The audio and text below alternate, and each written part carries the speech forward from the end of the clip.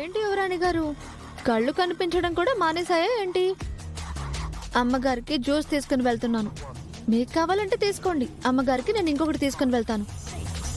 తీసుకోండి. ఆవిడికి తీసుకెళ్తున్నావు కదా, నాకెందుకులే, ఆవిడికి తీసుకెళ్ళివు. ఆలోచించి చూస్తే నువ్వు చెప్పిందే కరెక్ట్ చామంతి. ఈ ఇంట్లో నాకు ఉండాల్సిన విలువ లేదు. రమాదేవి కానీ మిగిలిన వాళ్ళు కానీ ఎవరు నాకు వాల్యూ ఇవ్వడం లేదు. నేను కష్టపడి అంత ప్లాన్ చేసి నన్ను ఇంటికి రప్పించుకునేలాగా చేసుకుంది. ఇంటి కోడలుగా ఈ ఆస్తిని అంతస్తుని అనుభవించడానికి. కానీ రమాదేవి నన్ను కోడలుగా చూడడం లేదు. మిగిలిన వాళ్లలో నేను కోడలన్న గౌరవం కనిపించడం లేదు. అసలు ఇలా ఎంతకాలం? నువ్వు అన్నది విన్న తర్వాత ఆలోచిస్తే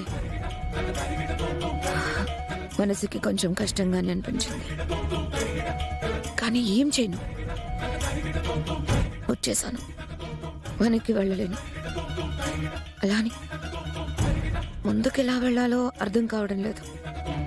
ఏంటి అక్క ఇలా మాట్లాడుతుంది? నేనన్న మాటలకి హర్ట్ అయిందా, లేకపోతే నిజంగానే ఇంట్లో తన విలువేంటోనని ఆలోచిస్తుందా?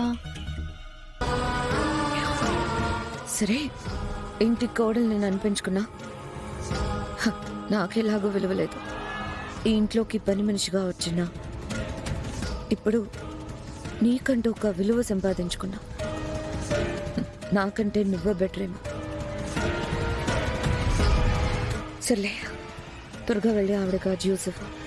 లేదంటే అసలే ఆవిడ గారికి నీ మీద కోపం ఎక్కువ కదా, ఆలస్యమైందని కూడా తిడుతుంది.